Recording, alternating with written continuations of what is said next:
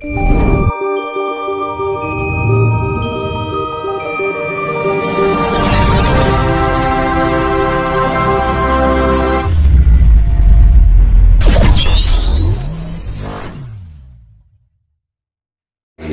Telegram.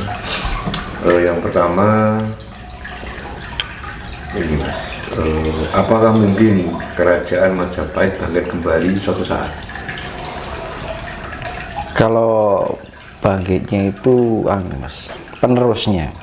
Yang bangkit itu penerusnya. Sistemnya. Jadi ketatanegaraannya itu yang dibilang jiwanya. Jiwa dari Majapahit ini bangkit kembali. Jadi istilahnya gini, jadi sifat-sifat yang kemajapahitan ini akan tumbuh kembali sebagai mercusuar dunia. Tuh. Berarti kalau memang ada indikasi untuk sistemnya Majapahit itu bangkit kembali, tidak menutup kemungkinan seperti Gajah Mada juga akan manipis. Bisa, semuanya. Semua raja-raja dari ini hitungannya kan per Masehi ya. Dari tahun Masehi kan ini kan Indonesia kan mengalami kejayaan setiap 700 abad sekalian. Siklus kejayaan. Siklus alam. Siklus masa. Nah. Abad pertama kejayaan pertama adalah 700 tahun pertama adalah kejayaan Sriwijaya. Ya. 700 tahun kedua adalah kejayaan Majapahit. 700 tahun ketiga sekarang ini sudah terproses menuju kejayaan. Ya kan?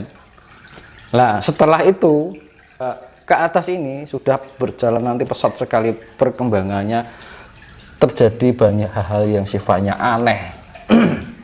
Nanti jiwa-jiwa lampau ini manitis kembali ini kalau jenengan bisa melihat gaib, alam maya, kehidupan maya kan suatu yang sifatnya maya, itu tidak kelihatan astral, itu melihat jiwa-jiwa ini pada mencari wadah.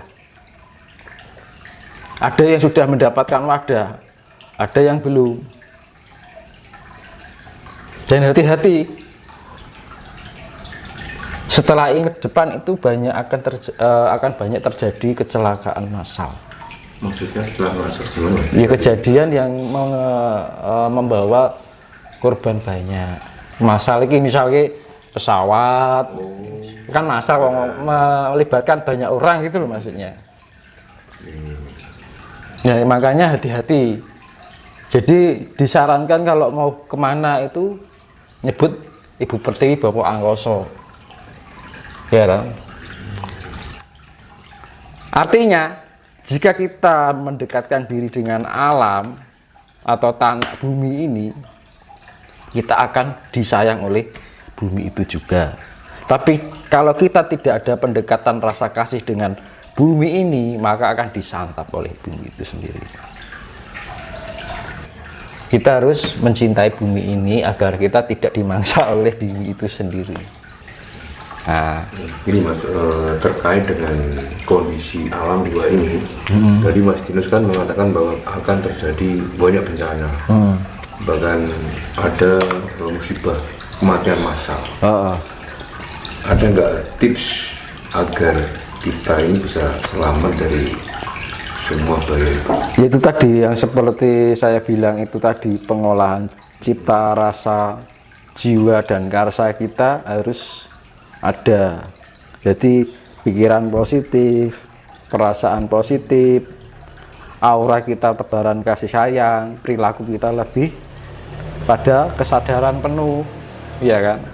Kita lebih memantaskan diri bagaimana kita harus berperilaku, budi pekerti, luhur. Ya, kalau kita bisa menerapkan itu, nanti kita akan diarahkan oleh alam itu sendiri. Karena alam ini juga sedang bekerja, dan leluhur-leluhur yang namanya jiwa lampau ini akan membantu kita di dalam proses pemurnian diri, menjadi pribadi yang lebih welas asih, kan gitu. Ini kita frekuensinya sangat besar. Kalau kita berbuat buruk, maka karma buruknya juga akan, roda putaran karmanya akan begitu cepat. Tapi kalau kita berniat untuk menjadi baik, karma kebaikannya juga bergerak begitu cepat.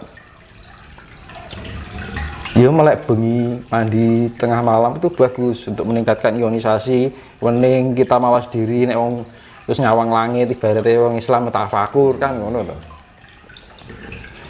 Menata pikiran, menata rasa, menata jiwa, menata karsa kita agar terjadi keselarasan. Nah, di dalam keselarasan itu nanti akan timbul keseimbangan, apa ketenangan.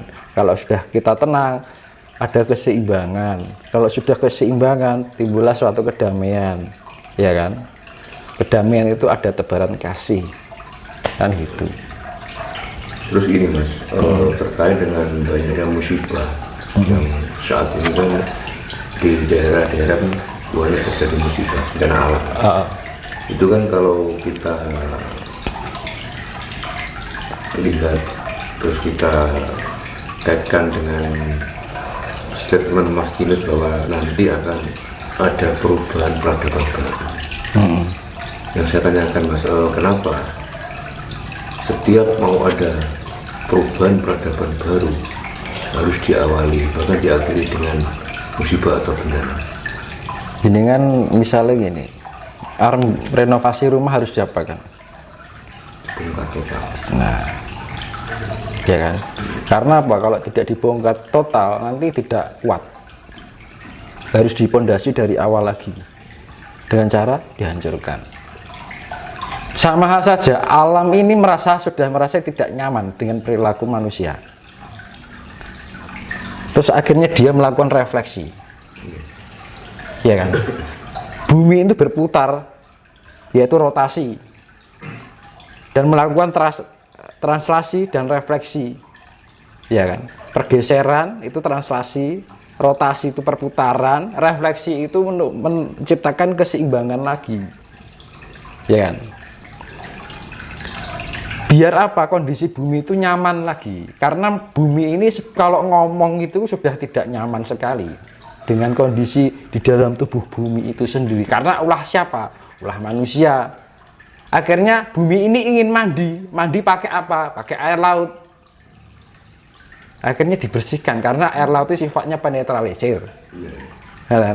Kandungan neutron. Jadi kandungan air itu sifatnya netral, penetralisir. Makanya nek wong golek wong pinter mah tebarono ya kan ngono. Untuk penetralisir yang susunya sifatnya negatif. Karena di dalam itu kan ada kandungan magnesium, asam sulfat dan oksigen. Akhirnya terciptalah unsur neutron yang ada di dalam unsur air laut asin. Nah, itu dewanya dewa Baruna kan ngono.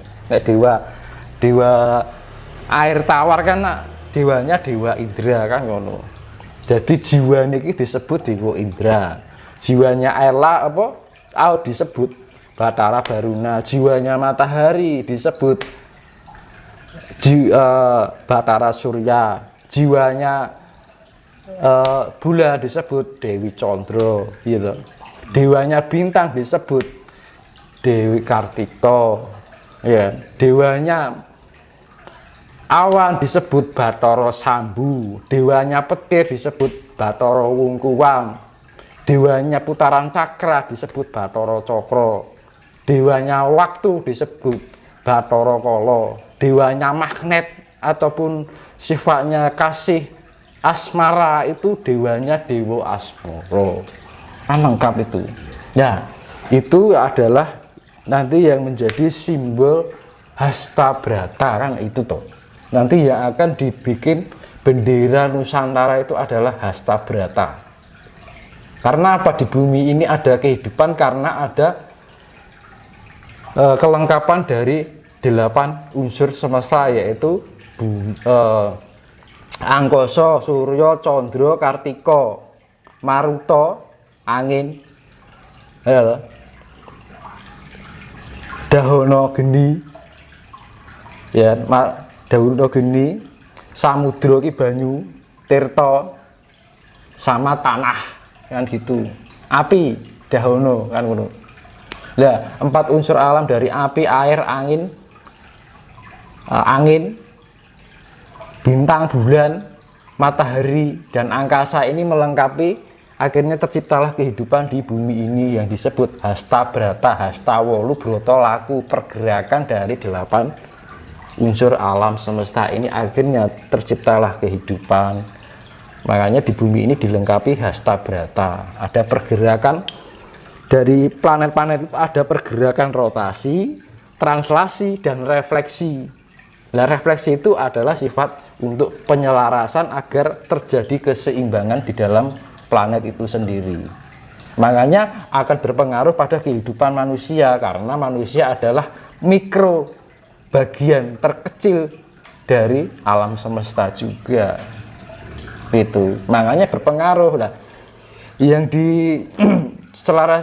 disisakan apa? Jiwa-jiwa yang tidak merugikan oleh untuk alam ini. Tapi kalau jiwa-jiwa yang merugikan alam, maka dia akan disapu habis oleh tanah, air, api, dan angin. Itu terutama yang paling besar dari air, karena air itu sifatnya penetralisir. Jadi bumi ini mandi adus sih karo banyu ben resik Mas, dinetralke. Makanya terjadi, pernah dibilang akan terjadi megatrust, itu akan terjadi nanti. Itu untuk menetralisir. Barang siapa tidak bisa menjadi manfaat untuk bumi ini akan dibersihkan. Makanya kita harus menjadi jiwa yang bersih untuk alam ini agar kita lebih bisa bermanfaat untuk alam ini. Jadi masih dibolehkan hidup, masih dipantaskan oleh bumi ini untuk menjaga atau menjadi khalifah yang ada di bumi ini. Manungsa kan nek dienggo ngomong sing liyane, ana tanduran, ana kewan.